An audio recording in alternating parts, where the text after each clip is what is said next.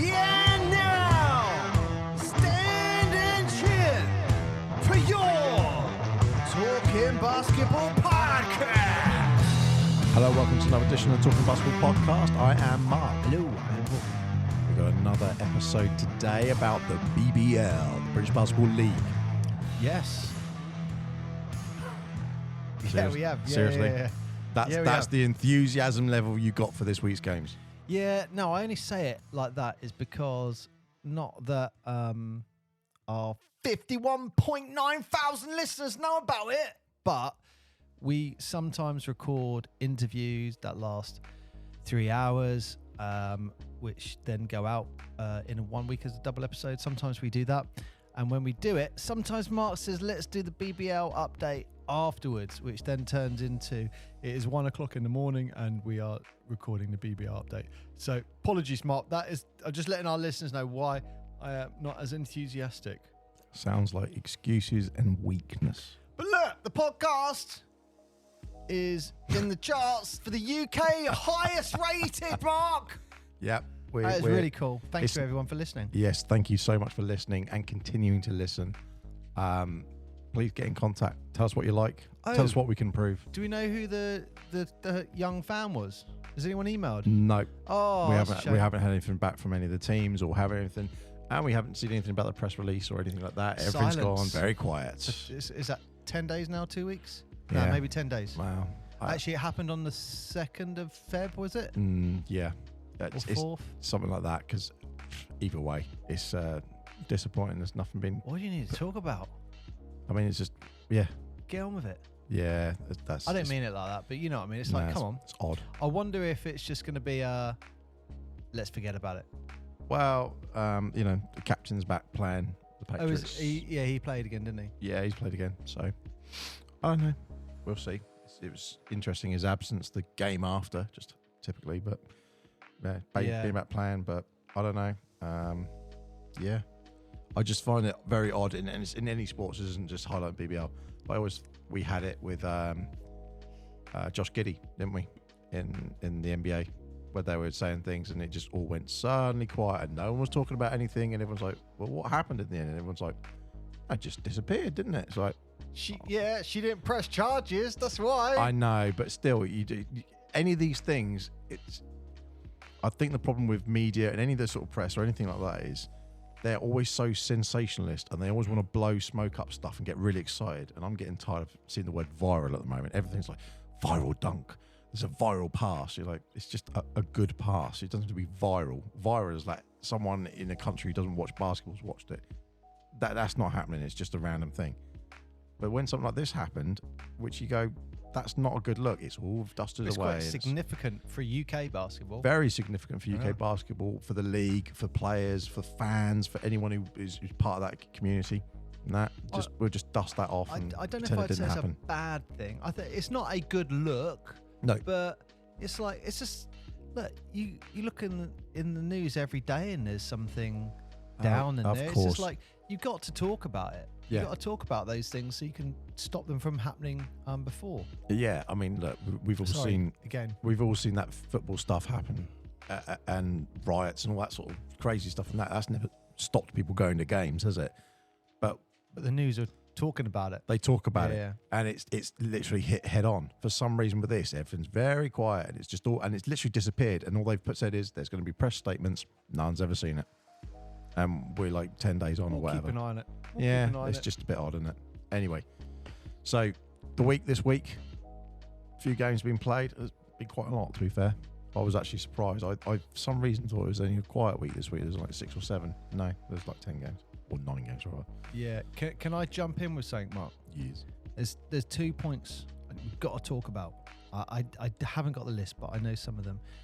The Great Britain team is currently picked 20, 24 maybe. Oh, yeah. We've got 9 BBL players in it. Shortlisted. Including point guard legend Kimball McKenzie. He was in there. He's playing great at the moment. Do you know, what I think is really exciting is we have openly said about why our or highlighted rather. We haven't slated or anything, but why is basketball so low a priority in the UK? And our FIBA results have shown that with being ranked lower. Well, there's no funding, is there? No, at all. The Sailors get funding, Mark. And now you've got the BBL, the preeminent league, and we've got a lot, which is filled by quite a few American players or Canadian players, to be fair, and players from other countries as well, of course. But it's really good to see homegrown talent. And you go, these are all players that are going to go out in GB, born and raised, who've come through that process of basketball in the UK. I think they're in the squad, so I'm assuming it gets narrowed down to 12. Guess so, but I don't know, 14. That's good. It's got to be good that we can actually field a team, because there has been criticism, and one of the things we haven't criticised actually about the BBL is that they buy in the talent, and it's from all other countries, and you go, yeah, it's fine, but there is enough homegrown talent here that to actually field a team, and a good team. Yeah, like the names that you're picking out are not like who. It's like, oh wow, yeah, of course, goes without saying. So it's really good seeing that we've got all that talent actually in the UK, regardless of and so when you're bringing talent in, they've got to be at a good standard.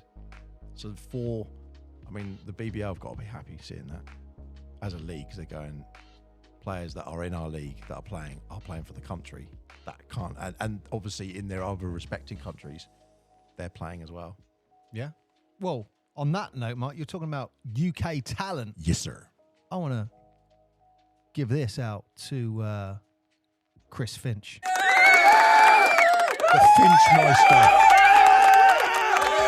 Chris Finch, who will be leading the Western Conference All-Stars as head coach. Yes. And I think what people definitely, all my friends in Yorkshire will remember, that he began his coaching career, playing career for the Sheffield Sharks. Oh, really? He has got a 27 years ago, he was at Sheffield Sharks, and he was one of the most successful coaches in the league history during his time here. I wrote it down. He got 6 titles in 6 years as head coach of the Sharks, and that, Mark, is on top of 2 titles he won as a player for the same club prior to that. So he is a South Yorkshire legend. Look, I'm just looking at some of his stats. Coached almost 300 games for Sheffield, winning 70% of them during his tenure. And there's some quotes that he said here. I love this one. This is great. He was talking about being really proud to be the All-Star head coach for the Western Conference team. He said, I never thought that I'd be sitting here in the NBA coaching, never mind being an All-Star head coach. When I started my coaching career with Sheffield, I just thought that I would do the best I could and see where it took me.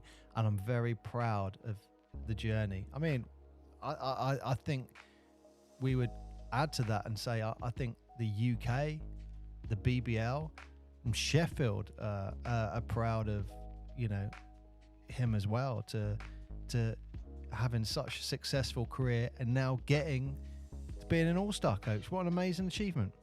That's got to be like maybe a pinnacle of your career. Got to be. Oh, yeah. I mean, look at history of who's been an all-star coach. That's a great honour. Yeah. To be, I want to say not a coach's coach, it's maybe the wrong way to put it, but, that all-star game, they're really going out on the all-star game, incidentally, this year. They're really going for it with that crazy LED floor. Hey, I was talking about this. I know. I swear the NBA are listening to this, because I talked about, when did we talk about that floor? Ages ago. 6 months ago, we were saying about the floor, and when someone scores, you could explode a basket. Yeah. Do you know what? I don't know if you've seen it, but we'll see. But look, my friends from Sheffield will love this. Hey up, Sheffield. Sheffield people understand what I just said. Sheffield people. Yeah, the Yorkshires. Eop. That's what they say. Eop. Eop. Eop. That means for our American listeners in the UK, we have many, many dialects. In Yorkshire, they rather than say hello, they go eop, and that's how they say hello. I was up there once, and one of my friends went, "You go, hey, Paul." I went, "Yeah." He went, "Tup pub." I went, "What?" And he goes, "Tup pub," and tup means to the. So he was saying, basically asking me, do I want to go for a beer at a pub? But in Yorkshire, that's tup pub. Did you know that, Mark? I did. There you go. And you know what? One of the words, instead of Paul, they say plut. Plut chin. Oh, instead of Paul it's plut. I can only apologise to anyone in the north who is listening to this thinking, what is he? He's just Plut chin. butchering The Yorkshire accent. But look, they're going to like this. And this was a great quote that Chris Finch said. I loved it. He said, "In some ways, my time in Sheffield was probably the most important part of my coaching journey because it was at the beginning where I was able to learn and gain experience and fail and learn again." Love that. Love that quote. Yeah, it's a great quote. Well, congratulations, Chris. That's great on. And hopefully he's West, isn't he? Western Conference, yes. Yeah. I mean, he's got a good chance there, I think. I think, I think East will take it, but he's got a good chance. if I was him, I'd sub myself in. I wonder if he can do that. Are you going to take LeBron or Luka off and sub him in? After 2 minutes, LeBron, have a seat. Just rip his suit and it turns there's a kit underneath and go on. Anyway, right, should we crack on with the BBL, Mark? Yeah, I mean we can rattle off some scores, but there's been a few. Well, I say been a few games. Would you like me to do the old-fashioned thing for our American listeners because they would never have heard that old-fashioned thing? Do you know what I mean by that? Do it. So We'll start at the top with the first game. Oh, we can definitely do it for that one. Yeah. So we could probably do it for the first two, couldn't we? Yeah, I would say at least. Okay, so for our American listeners, this is how the football results used to be communicated to us. I better hold on that. This is how our international listeners, should we say, because we've got people in Japan and everywhere listening as well. Oh, okay, awesome. Well, to our international listeners here in the UK, this is how. Do they still do it now? Do they still do? I've not heard it in a long time, but like maybe 10 years ago, all the way to back to the 60s, this is how they would tell you what the football results were in the UK. So I'm just going to give you an example for the basketball. So this is some of last week's games. London Lions 84, Sheffield Sharks 73, Leicester Riders 102, Plymouth City Patriots 81. Yeah, that's pretty much how it went, wasn't That's how it went, isn't it? And then if you only missed a bit of it or you weren't sure, it's like, that's it, you're done. You don't know what the score was. And they didn't say who won. They would just tell you the scores. And then from that, you'd have to work out, well, you told me two numbers. Who had the higher number again? Was it the first team? Or it's that team. And especially with basketball, you'd get lost. You'd watching a guy read it, wouldn't it? And I think it got special when they started using graphics so you could see it. Yeah, Anyway, as you said, London Lions beat Sheffield Sharks. No real surprise there. I was surprised that it was a 9-point game. I would have thought there might have been a little bit more leg room in there, whereas Leicester Riders just smashed Plymouth by 20. And yeah, no real surprise there. Obviously, your favourite player at the moment for Leicester Riders, Teddy Buckets. Teddy Buckets, he's on fire. I want to comment on a potential negative that I've seen with him. What's that? Look, I'm nowhere. Maybe I shouldn't say this or not, but it just sometimes it looks like maybe a weakness of his is getting off the mark when he gets the ball. So it's like, do you know that initial speed? Bam, and he's off. I don't know if it's because his body shape, and he's quite muscly. He's a big guy, isn't he? Yeah, I think he has to wind up, doesn't he? He doesn't just sprint. He builds out. up. No. Like, whereas someone like Kimball McKenzie, bam. And look, you got to talk about Kimball McKenzie's assist rate And some of his assists are amazing. I think there's one in that game where he's in the 3-point line and he just throws it like from the top of the 3-point line down to his left. It might have been Jimmy Buckets it went to, but what a pass. I'm loving his assists at the moment. Yeah. Yeah, I mean, Leicester doing well, and I think they're doing well because not only is he adding to the team, but he fit in the team, and it looks like it's just energized that team again, which, you know, one player can do that, can make that big difference. And it's not just that they are a star because they get the most points or get whatever it is. It's actually the impact they have on that team. You know, which I guess nicely leads us to the next game of the week, which was Newcastle versus Caledonia. Yeah, I mean, I don't know the answer to this. I know the Gladiators have played, I think, Leicester. Is that tonight or was that the other day? Yesterday. Has the American played for them? That was yet? tonight. Yeah. Is he any good? I think his name's Green, isn't it? So they've just signed this American guy. Yeah, I think he played tonight. I don't think he played in that game. Okay. Yeah, I mean, look, Newcastle at home, they're a strong team. And yeah, I love Ricky McGill. I love him. I absolutely love Ricky McGill. You know what? I don't think people talk about his movement enough. No, he's all over the place, isn't he? He is great. I love his... In a good way, I mean, yeah, not yeah. like all over. I love his movement. And there's... it might have been this game where he reminds me a little bit like Allen Iverson, where he gets the ball and he's going one way, the guard goes and bam, he's switched hands and he's got past it. You know, remember that famous one on Iverson on Jordan? He did one the other day. Jordan remembers. And it was like, it's like, wow, that's amazing. And I don't think people also highlight his passing ability as well. But yeah, look, I mean, look, Ricky Keys for 30 points. Yeah, I mean, 5 assists. Yeah, and 3 rebounds. Can't go wrong with that. If you're putting up 30 points, 3 rebounds, 5 assists. Yeah, that's a good day in the office, isn't it? Oh, Jordan Johnson as well, bringing out 20 points. I think both of those teams, to be fair, Patrick Whelan, we've got to give a shout out to him for 21 points, and Lucas Peleas, 18 points. No double doubles, but all of these players putting in good numbers for their team. I think rebounds win games. Rebounds do. Rebounds win championships. Pat Riley. What I should have done is, and I didn't do that for this, so I apologise, listeners, but go find out for yourself. That's a disgrace. No, absolutely. That is a disgrace. It's like a homework. Go find out for yourself. It's like an interactive homework. That's what your job is. No.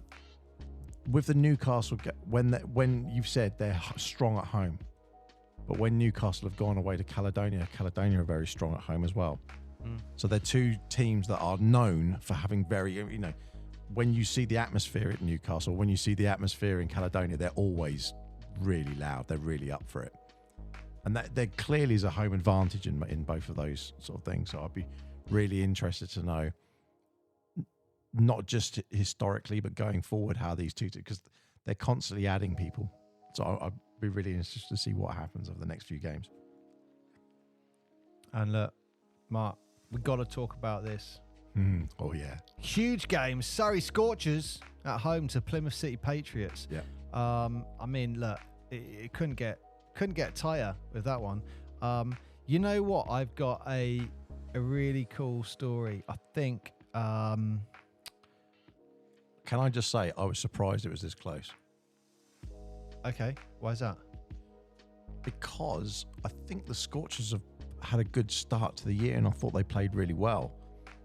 And Plymouth have struggled quite a lot. But for some reason, Plymouth have just stayed with them. I was just actually quite surprised at that. I genuinely thought, I don't know, Surrey found a second gear in this second part of the season. For those who, you know, are just fresh to listening to this, with the BBL, it actually stops in January. And for the whole of January, they actually play their cup tournament, which they call the trophy. And then, as of the beginning of February, the championship, or rather the league, resumes. So that first part from just before Christmas, they were struggling. They were bottom of the table, and for some reason, I was just expecting another walkover, but they really, really played well. Yeah, I just want to talk about Sarquin Jameson with a double-double, Mark, with 19 points, 12 rebounds, and 1 assist.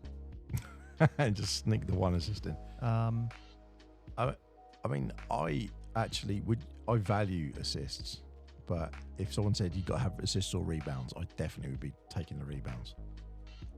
So I look at that, 19 points, 12 rebounds, 1 assist. Well, that's pretty good. Maybe you bump another assist up, maybe 1 or 2 more.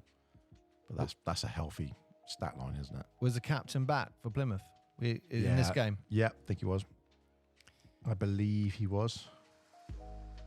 But you got to think that what am I doing? Elvizi Dusha is the captain. Elvizi. Yeah, Elvizi. But yeah, I was just really surprised by this game, to be honest. I just thought, sorry, I've just played well. They always have this. I don't know if you remember when Adam came on. He said they always have this thing where Surrey do really well in the first game in or the last game in January, or the first game Christmas, or that sort of thing. They always seem to pick up. That's like their little thing that they seem to do. But yeah, I was surprised it was only a 2-point game in him. Yeah, I mean, look, it seemed towards the end is where that took shape. I mean, don't forget, Surrey were up 87-82 with like just less than 2 minutes left. So yeah, that's still only a 5-point game. I just thought they'd have a bit more of a lead than that. I was just surprised, that was all. Yeah. But again, we are talking about teams that, when you look at it on the league, they're actually only 2 places apart. So I shouldn't be too surprised. Yeah. Look, you got to talk about towards the end of the game, Mark. What happened? Don't know. I mean, they're up by, what is it, like 10 points in the fourth was the lead that the Phoenix have. Look, you got to say those guys are taking their form from the BBL trophy and continuing it. Yeah, it's a bit sloppy with that shot clock violation at the end. What was it, like 5.9 seconds left when that happened, right? Yeah, but if you look at Bristol, they've got talent in the team that they can't really afford to, I want to say, let off the pedal in a way. And I think maybe that's what they did in this. You love Bristol, don't you? I do like Bristol. I think they've got potential, but you got a soft spot for them. Yeah, but they've been hit by injury. So I think, they knew early on this season, we're going to stay somewhere near the top, but Levi Bradley struggled. Though. Yeah. He had the opportunity at the end. Gave it from away. Deep to win. No. Nope. But, there's nothing wrong with a nice hero shot. We can all appreciate that. But I genuinely think that maybe 2 things on that. Cheshire maybe took their foot off the gas a little bit. But also, you could argue, because they had this, in-season trophy, if you like, in January, Cheshire won that, and they won that well. It was a great win. But that must take its toll on the rest of the season. Well, you say that, but you got to look the other way. It might inject something back into in the game. I mean, Skylar White was on absolute fire in the fourth quarter. And I appreciate his new haircut as well. It's great. Yeah. And Aaron Rye with the double-double with 16 points, 11 rebounds, Mark. I like him. I think he's a great player. No nonsense. Just get on with it. Up for it, isn't he? Yep. And I believe he's Canadian. And I don't know why I thought he was homegrown talent, but it's because he played in the NBL. But he's a Canadian player. Do you know who he played for in the NBL? I have to find out. Not off the top of my head, but people made I won't say not an assumption, but saying, "Oh, you've stepped up to play in the BBL." He's one of the most consistent, strong players in the BBL, and you just look at it and think, yes, he deserves to be there. which shows that separation again between the NBL and our national leagues and the BBL as its standalone thing. But we digress. Ollison, almost 2 rebounds away from a double-double, but he chipped in with his 23 points. I know you're a fan of his. Yeah, I do like that. And Chejon Lucas as well, 14. There's a nice little round. I like seeing people putting multiple numbers on the board. It sounds silly to say it out loud. Of course, that's the game of basketball. But I like it where you have a rounded player that you go, I know they are going to be they're a 20-point player. You don't have to worry about them. They're 15 points. They're 20 points. I don't care if they're only doing 12. If they're always giving me 12 and they're giving me 3 assists and got 3-4 rebounds, whatever, I know what I'm getting from that player. The players I struggle with are the ones that are really inconsistent.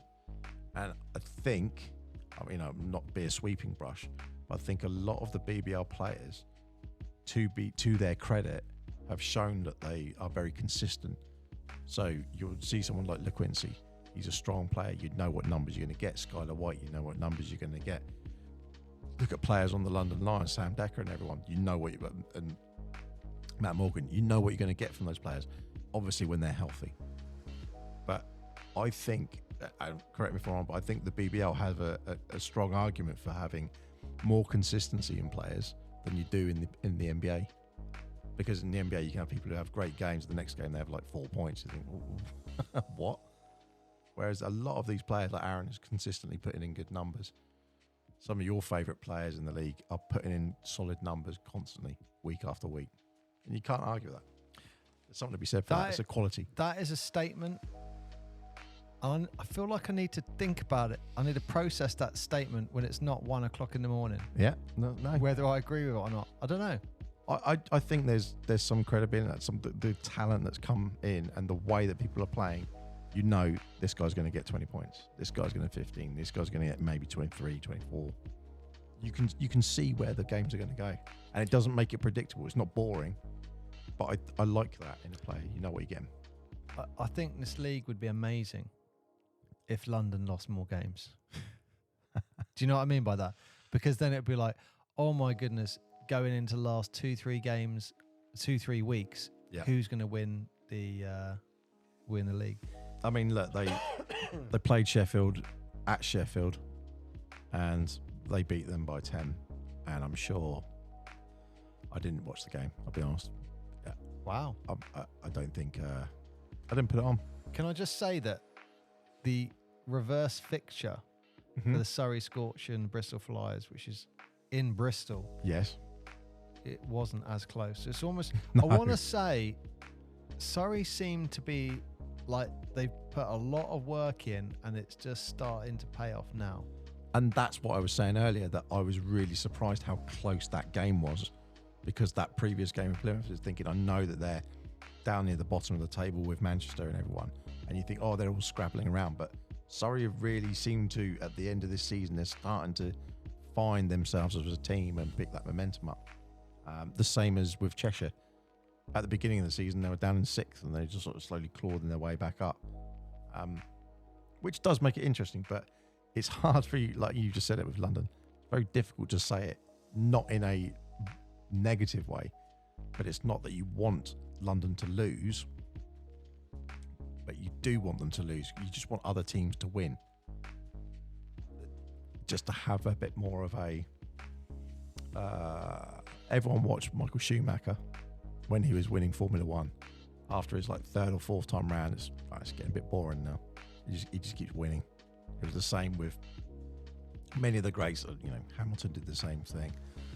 And after a while, people tune out a little bit. Sebastian Vettel, everyone tuned out after like the 3rd or 4th time round. It's the same with London, isn't it? Oh, you're going to win again. Oh, you've got the biggest budget. You've got the biggest you've got the depth. I know what you mean. And then I know what you mean. People get on their back, which is unfortunate. A bit like Man United when they were the absolutely champs. And then they just, if once they are at that pinnacle, if you're standing on the top, you're the biggest target. So everyone's going to want a piece of that. Sorry, Mark. You said something. I just had to go and double check, just clarify.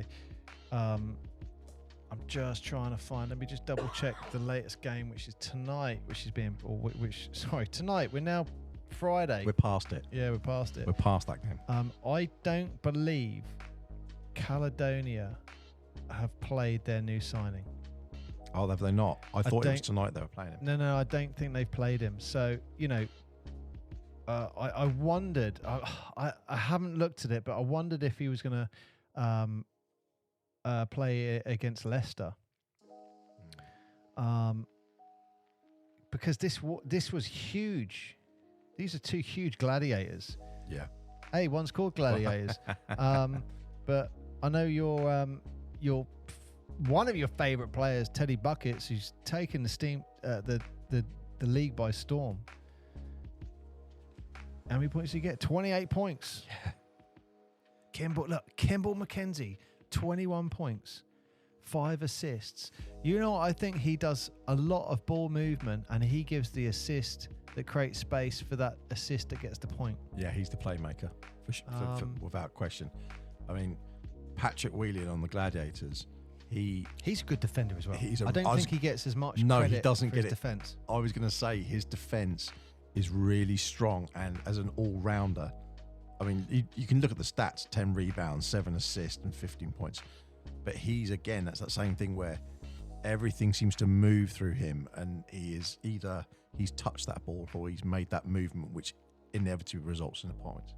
Yeah, I got a story about for you about Caledonia Gladiator. Yep. Clifton Moore. I think he's a rookie, isn't he? Is he the rookie? I can't remember. It's too early in the morning for me to remember some facts. But Clifton Moore, his first ever game in the BBL, huge moment, was against the Manchester Giants. And I believe it's a guy called Robertson for the Giants, who someone puts up a beautiful alley-oop. Clifton Moore turns around, jumps up to block it. Robertson has already caught it, and he is coming down on Clifton Moore, and he just absolute posterizes him. And this is on his debut. So he's like, crap. Welcome to the league. Welcome to the league. That just happened. And it was a great moment. I saw him in an interview, and he said it was, oh, okay, that just happened kind of thing. Great attitude. I think that guy's got great attitude. And then they played in the corresponding fixture. And at a certain point, Clifton Moore gets the ball. He goes up and he absolutely slams it home. And it's Robertson who jumps up to try to block him. And Moore's so high up, boom, in his face. And if you watch the bench, they're all kind of tapping their head. And that's why Clifton Moore looks around and sees them doing it. He walks back, tapping his head. But you know what I really liked about that interview? They showed the interaction between Moore and Robertson after the game, and they were both shook each other's hand, actually gave each other a hug, and they were laughing about it, yeah, you got me, now I got you, yeah, which is great. Anyway, that just popped in my head. That was a good little story. That. No, I like that. That's it's nice to see that people can leave it on the court. Well, it's showing their professionalism, isn't it? Yeah, exactly. And you got to talk about that loss for Caledonia at home. Yeah. I mean, they got the win against Surrey, but I think Caledonia are having not problems, but they just don't have that consistency that I would expect them to have. At the beginning of the league, again, we talked about play sport and their home ground. That's where you went, basically. And you expected to get a loss. And they are absolutely, I want to say not disappointing, but... I'm just trying to show you the article that I found. Paddy at Wang, absolutely legend for the Scorchers, where he's saying in this article, we've actually been playing really well, and we've just been going, it's a matter of time before it kicks in. And he's like, look, we feel like we're kicking in and playing good now. Here you go, Mark. Quade Green joins the Gladiators as the latest signing. Yep. Look at that guy. Yeah, he's a unit, isn't He looks strong. He's an American. I'm trying to see how old he is. I can't see how old he is. Well, it says he was in a group with like Trey Young and people and Shy. High school in 2017. So he's got to be what, 20? 24 maybe, something like that. Yeah. Just trying to see when he is signed. Oh, he played in the NBA G League. I wonder if this guy could be as good as a signing as Teddy Buckets, because he turned up. What a signing! What a find for Leicester. Had an immediate impact. I wonder if this is going to be a player that has that immediate impact for the Gladiators. Don't forget, the playoffs are just around like 10 weeks away. Is it 10 weeks? 9 weeks? Whatever it is. So, impact like this could... I mean, even in the press release, they said he was going to make his debut against the Surrey Scorchers tonight. Yeah, that's what I thought. That's why I looked at the box score for his name. I thought it was tonight. But And I mean, the only thing I can think of is they've put it, if they've called him Quaid, I don't know, maybe they're putting him by his first name. I was looking for Green. I didn't see Green in the box score at all. No, that is surprising. So, well, look, Mark, another week in the BBL. Where are the standings? Well, I mean, let's go up here, because I did have it open, but you closed all my tabs. Yeah, I know. I was trying to show you that article because I swear I read it and it said he was playing like on the. Well, that's what Thursday I thought. night. I genuinely thought he had played, but He looks, normally we'd do tonight's thing next week, but looks can be deceiving, but he's a guard and he's replacing Ian DeBose because DeBose is out at the moment. yeah, he looks like he's going to be a handful. Yeah, potentially. And Gladiators, I know they're third in the league, but there's been a couple of losses more recently. Look, Leicester, Newcastle are only one game away from them now. Yeah. And, well, Leicester have picked up their skirts since they got Teddy. Newcastle, I think they've always been quite tight, but it just took a bit of time to get going. It has taken a bit of time. Cheshire started off slow and they've ramped up. Caledonia, opposite, they started out strong and then they dropped down and then crawled back up. Bristol, Cheshire were the same. Remember, Cheshire and Caledonia are really close. Yeah. And then, dropped down. And then Bristol, they just fell off a cliff, didn't they? But that's why this BBL trophy tournament, you got to look at it and say, Cheshire are now inspired maybe by the BBL trophy win. They beat London in the final. No, look, don't get me wrong. I think the London team was not questionable, but it was like Sharma didn't start. I thought that was quite interesting. I don't know. I mean, the only intriguing thing I have is that the London Lions have played 29 games and most teams have played 23, 24. A couple have done 25, 26. But they played 29 games. That's like a 6-game difference to Cheshire, who is second place. And they're in Europe. Yeah, and that's what I was going to say. Plus, they're in Europe. So London, Caledonia, Newcastle, and Bristol. They're all doing EBL or European sort of league of some sort. Cheshire aren't, and they played 6 games less. It confuses me a little bit. I don't know if that's a scheduling thing, which could be their downfall, because if London have got their games nicely split out, and Cheshire have got a whole It's back an end of interesting games. question. We should look into that. And Because I never really, when I'm looking at this now, I'm thinking, hang on a minute, we've only got, like you said, to the 10 weeks. Looking at those numbers there, you're thinking, well, the number of games that have been won, Cheshire have won 15, Caledonia won 14, Leicester won 13, Newcastle 13, Sheffield 11, Bristol 11, Surrey 10, then you've got Manchester on 7 and Plymouth on 4. But 15, 14, 13, 13, 11, 11. That's close. That's the top. That's very, very close. And then London Lions have won 26 games. So like no one's touching them. No one's getting there. There's 10 weeks left. Even if you've got 12 games, unless you win all 12 games and London Lions don't win any games now, just give them the toe. They're done. Cheshire beat 'em, Mark. Yeah, they did. Cheshire beat them in the final. I just don't see mathematically how they could catch them at this point. It's just. Sorry, in the league? Yeah. I mean, like, that's what I called that 10 games ago. I was like, this is over. Yeah. Yeah, I remember I called it, and then London lost the next day. And it was like, oh, maybe not. But at this point, you've got Cheshire, Caledonia, Leicester, and Newcastle, I would say. I'd say they're the 4 teams. They're all playing for the pride place. They're all playing for who's going to get second and third. Because if you look at the Eagles at the moment, they're only 2 wins away from Cheshire. So anytime they have those things, that makes a big difference.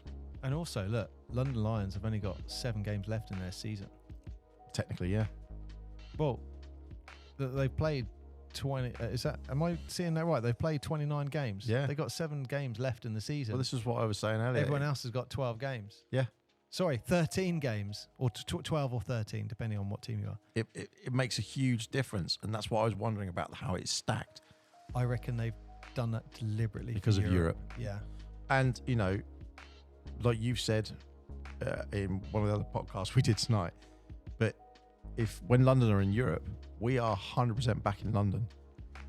Like, we want them to win. Yeah. There's no question. When it comes to Europe, whoever it is. Yeah, the same as the Eagles. Team, yeah, if you're Caledonia, whoever you are, Bristol, any of those guys, we are supporting you. And that's the ladies team, men's team. We want you all to do super well. There's no question of that, because it just raises the profile. But there was quite a bit of movement overall in the league, but it was just jostling. It was like, you've gone up one place. I think Leicester went up one place. Newcastle went down. I think the Sharks went up and Bristol went down. I think it's how it went. There was just like a little jiggery-pokery in the middle. Yeah. But there we go. But I will say this. No one's playing for first.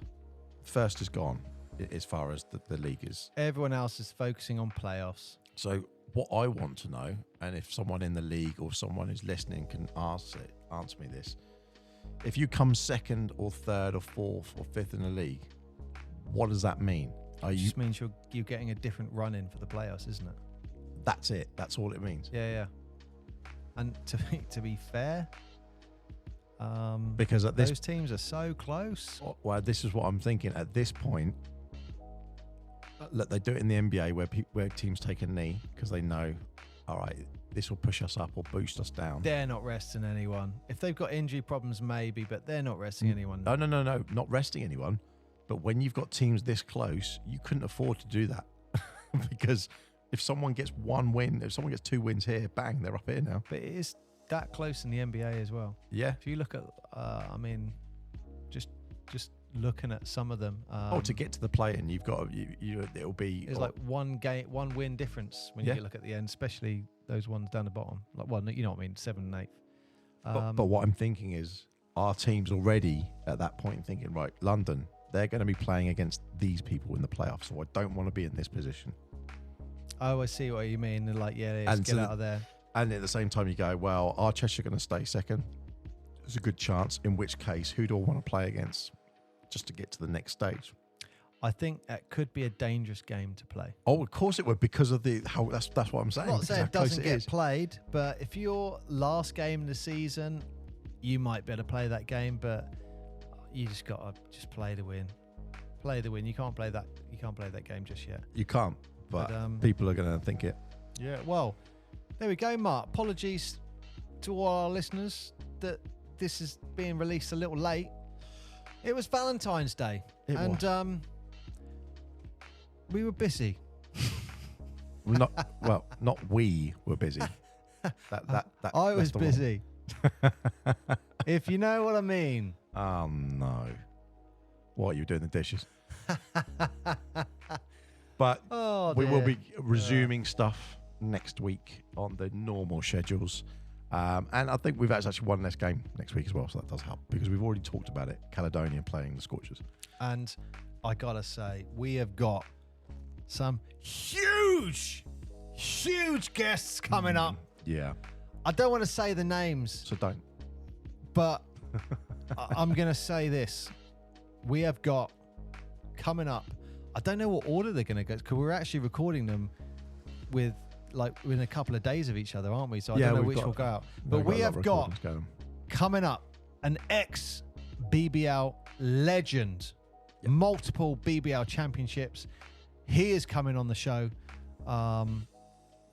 Guarantee you'll know his name. And we've also got another well-known BBL representative. I'm not going to say anything else. Personality, yeah. So we got some bloody brilliant interviews coming up. Yeah, really, really good. Really, really good. It's going to be very exciting. But the league's looking exciting, and it's nice. We flipped from the trophy back to the league, and it doesn't feel like there's been a stop. So, I won't say to end this one, but I will say to the credit of the BBL, having that break and then it coming back on, it's actually worked out quite nicely, I think. Yeah. So ends another episode. If you haven't listened to all of our episodes, why not go back and listen to them? We've got 73, 74, I don't know how many when this comes out, but we've got loads. Anyway, go back, have a listen, write to us, ukbasketballpodcast@gmail.com. Look us up on the socials. I have been Mark. I have been Paul. And look, I know you like me commenting on badminton. I don't. I can't be bothered. It is 1 o'clock in the morning to talk about something that's not sport. Okay?